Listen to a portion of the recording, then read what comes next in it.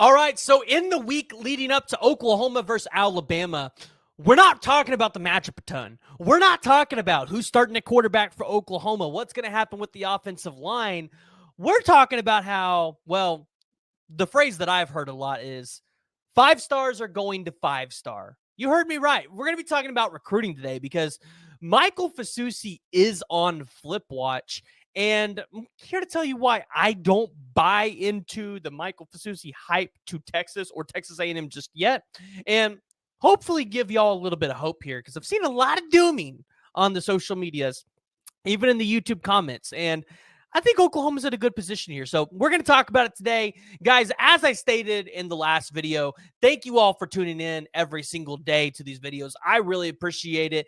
If it wasn't for, people like you watching these videos, it would be hard for me to sit up here and do these videos every day. Like, I wanted to do these videos. I could talk, OU football with a lot of you. You guys have given me that. I appreciate you guys tuning in. For those of you that are not a part of the channel, or maybe this is your first time, hit that like, hit the subscribe button. Listen, we're just going to dive right into it. We've followed Michael Fasusi for well over a year now. And back in November, I called Michael Fasusi to basically land with the Oklahoma Sooners. And early National Signing Day is quickly approaching. And I think this is where a lot of Oklahoma fans are kind of getting anxious because this is Bill Bedenbaugh's arguably his best offensive line class that he's ever landed at the University of Oklahoma. And it's headlined by a guy like Michael Fasusi. But you got other guys in this class like a Sean Hutton, like an Owen Hollenbeck, like a Darius Afalava, like a Ryan Foje. And so, although Michael Fasusi is the prize gem, you have really good pieces in this class that could end up making a huge impact for Oklahoma in the coming years. Now, Michael Fasusi has been rumored to be visiting Texas and Texas A&M, and this kind of came as a shock to a lot of people. And I'm not going to lie, shocked me a little bit too. I think this was first reported by On3 Texas site, but kind of looking at Michael Fasusi, right? Understanding this recruitment, talking to some sources in Fasusi's camp, people that know Fasusi really well, it seemed like, they were really encouraging him while he was committed to Oklahoma to kind of just don't talk to Texas. Don't talk to Texas A&M. Like, you're committed to Oklahoma. This is where you wanted to be. Like just stop giving him the time of day. And, I think, you see a 5-star and it's hard to kind of, I think, as an Oklahoma fan, keep those expectations that your 5-star is not going to talk to other schools continually, or maybe even want to potentially take those visits.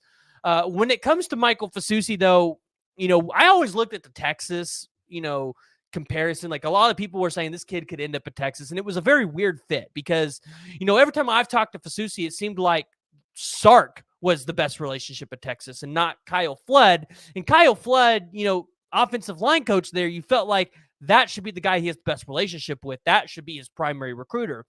And no, it ended up being Sark. Now, you look at Texas A&M and what they've done. Like, they've just been the constant team in the background, lurking, trying to strengthen that relationship. And under Mike Elko, Texas A&M's culture has really changed. Like, talking to some other recruits in this class that Oklahoma's gone after, Texas A&M's really done a number in trying to convince recruits, we are a changed program and we want you to be a part of it.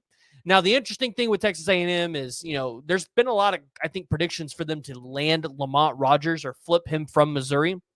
And you've got to ask yourself, right, would Michael Fasusi want to end up playing alongside a guy like Lamont Rogers, who's probably going to play the exact same position as him? So they're going to have to compete against each other. And I look at it and I say, I'm not sure it's going to be easy for Texas A&M to land 2 5-star left tackles. So I look at the whole situation and, I understand, it's not good news to have your 5-star wanting to visit Texas or Texas A&M. But I encourage Oklahoma fans to not doom too hard and not, get too upset with this because he still has to take the visits.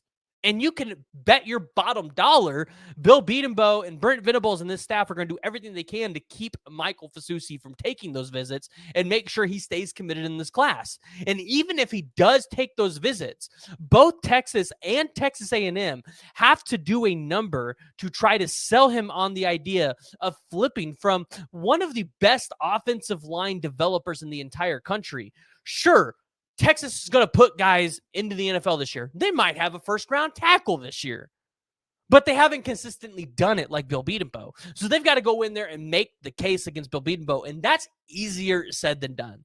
So if you ask me today, based on talking to sources, talking to Michael Fasusi, what I think is going to happen, I'm not freaking out and I'm not jumping off the Michael Fasusi train yet. I'm sticking that he's going to sign with Oklahoma come early signing day, and that, you might not see these visits happen. Yes, right now they're slated to happen, but until they happen, I don't think there's a room or need to panic. We see guys rumored to take visits all the time. I think Marion Robinson was rumored to visit Arkansas twice before he actually visited. And, again, are we panicking after his visit to Arkansas? Probably not. So I encourage fans to kind of chill out for a second. As Aaron Rodgers would say, relax. REALAX. Relax.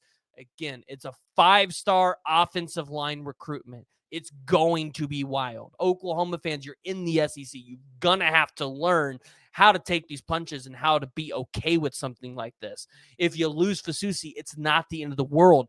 Bill Bedenbaugh still has a strong class, especially with Foj also being one of those committed tackles. So, encouraging you, don't panic.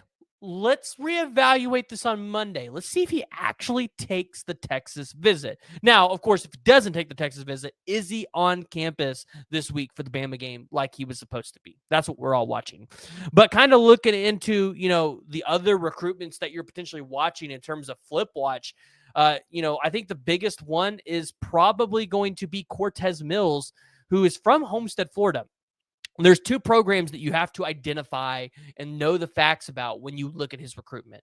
The University of Florida, being an in-state program, they've been recruiting him hard. Florida's doing a number right now, backing Billy Napier and obviously pouring money into the football program to try to give Billy Napier the weapons that he needs. DJ Lagway is an attractive prospect out there. Wouldn't be shocked if I saw Cortez Mills flip there. On the other side, though, you hear a lot of noise around Nebraska, and Nebraska's trying to take a 5-star from Texas. I can't remember his name, but another trying to take a 5-star athlete from Texas that is going to end up playing wide receiver, Michael Terry. And then they're also trying to flip Cortez Mills. That's a name that you got to watch. But again, no need for concern if they don't actually take the visits. That's what at this point you're watching this late in the season. Do they take a visit to the school, and what comes of that visit? So jump in the comments below, guys. Join the discussion. Let me know what you guys think. Does Oklahoma retain 5-star offensive tackle Michael Fasusi, or does he flip to Texas or Texas A&M? If you're new to the channel, make sure you guys hit that like, hit that subscribe button, and join the discussion and give me your guys' thoughts.